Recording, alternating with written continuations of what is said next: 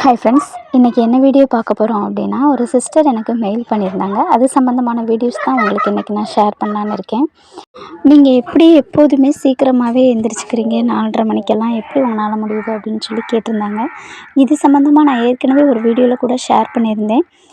அதாவது சிம்பிளாக சொல்லணும் அப்படின்னு பார்த்தீங்கன்னா, இப்போ ஒரு 4 மணிக்கு எந்திரிக்கணும் அப்படின்னா நம்ம அலாரம் வச்சாலும் சரி, எந்திரிச்ச உடனேயே நம்மளால் பெட்டை விட்டு எந்திரிக்க முடியாது. அது எல்லாருக்குமே உள்ளது தான். அப்படி ரொம்ப டயர்டாக இருக்கும். அந்த நேரத்தில் தான் அதிகமாக தூங்கணும் போலயே நமக்கு தோணும்.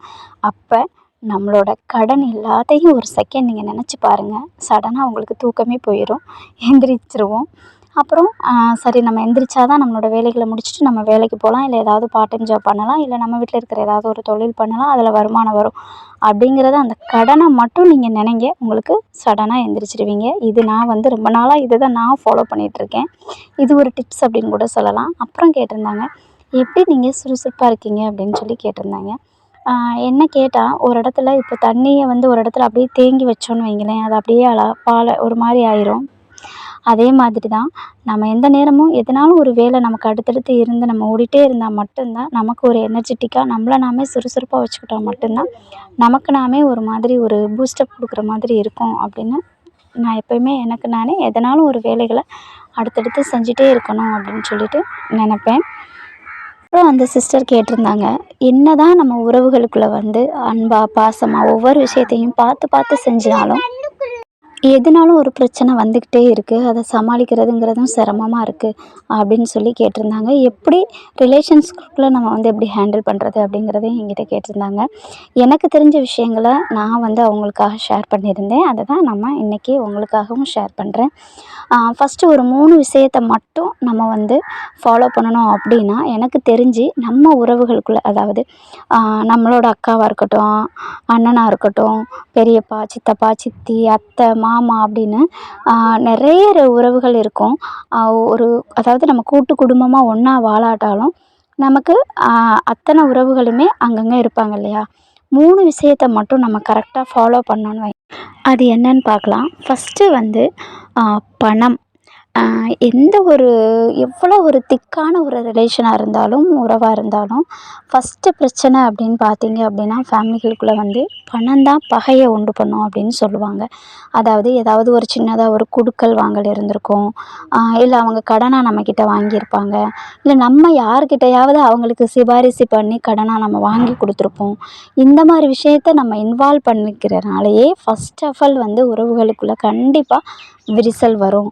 அந்த பணம் தான் பகையை உண்டாக்கும். பணம் அப்படின்னு சொல்கிறது 100க்கு 100 உண்மை. ஸோ கூடுமான வரைக்கும் இதில் இருந்து நம்ம கொஞ்சம் விலகி இருக்கிறது நல்லது அப்படின்னு நான் நினப்பேன். அப்போ அவங்களுக்கு உதவி செய்யக்கூடாதா? பணம்னு ஏதாவது பிரச்சனைகள் வந்தால் நம்ம அதை செஞ்சு கொடுக்கக்கூடாதா? நம்ம தானே அதை பார்க்கணும், எப்படி விலகி வர்றது அப்படின்னு நினைப்பீங்க.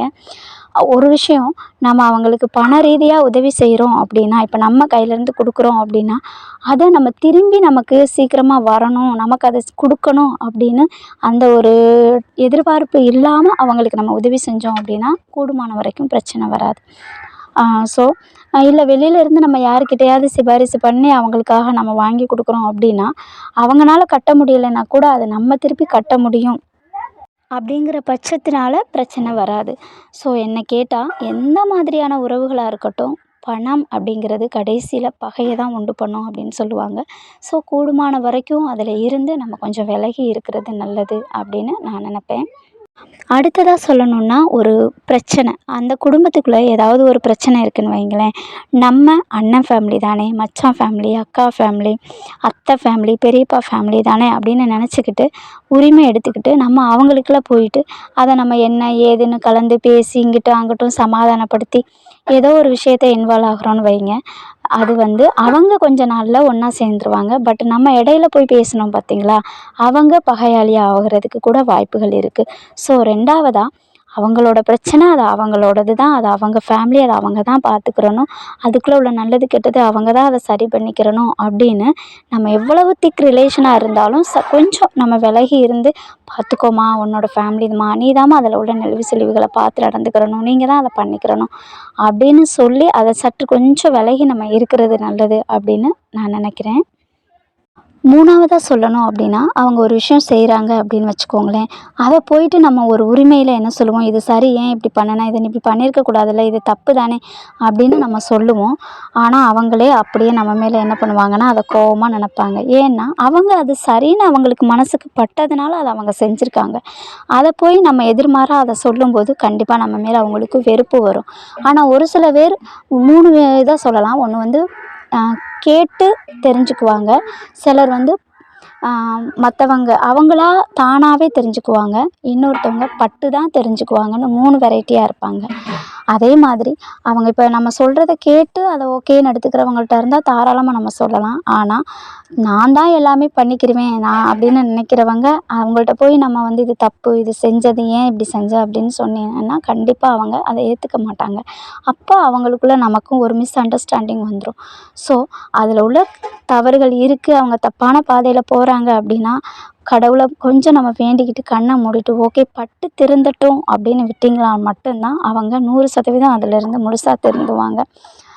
ஸோ இந்த 3 விஷயத்தையும் நம்ம ஃபாலோ பண்ணோம் அப்படின்னா, எனக்கு தெரிஞ்ச வரைக்கும் நம்மளோட உறவுகளுக்குள்ள எந்த ஒரு பிரச்சனையும் இல்லாமல் சுமூகமாக நம்மளோட உறவுகளோட அந்த அன்பு இருக்கும் அப்படின்னு நான் நினைக்கிறேன். மற்றபடி அவங்கக்கிட்ட பேசக்கூடாது, உறவாடக்கூடாது அந்த மாதிரி விஷயத்தில் நான் சொல்லலை. எதையுமே நம்ம லிமிட்டாக நடந்துக்கிட்டோம் அப்படின்னா மட்டும்தான் உறவுகளுக்குள்ள நீண்ட நாள் நம்மளோட லைஃப் லாங்காக அந்த உறவை தக்க வச்சுக்க முடியும் அப்படின்னு நான் எப்போவுமே நினப்பேன்.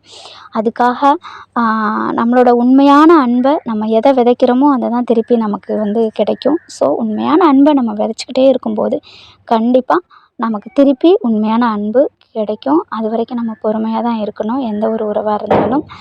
மற்றபடி இந்த ஒரு 3 விஷயத்த மட்டும் நம்ம வந்து கரெக்டாக லிமிட்டாக ஃபாலோ பண்ணணும் அப்படின்னா, அதில் இருந்து நமக்கு எந்த ஒரு பிரச்சனையும் இல்லாமல் நம்மளோட உறவு வந்து என்றைக்குமே நீடித்து நிலச்சிருக்கும் அப்படின்னு நான் எப்போவுமே நினப்பேன்.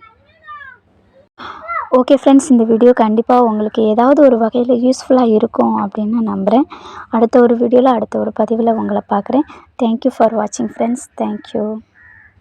அதுக்கு முன்னாடி நம்ம சேனலை சப்ஸ்கிரைப் பண்ணாத ஃப்ரெண்ட்ஸ் சப்ஸ்கிரைப் பண்ணிவிட்டு பக்கத்தில் இருக்கிற பெல் பட்டனையும் ஆளுங்கிற ஆப்ஷனையும் கிளிக் பண்ணிவிட்டு வீடியோஸ் பாருங்கள். இந்த வீடியோ பிடிச்சிருக்கு அப்படின்னா லைக் பண்ணுங்கள். உங்கள் ஃப்ரெண்ட்ஸ் அண்ட் ஃபேமிலிக்கு யூஸ் ஆகும் அப்படின்னு நினச்சிங்கன்னா ஷேர் பண்ணுங்கள். தேங்க்யூ ஃபார் வாட்சிங் ஃப்ரெண்ட்ஸ். தேங்க்யூ.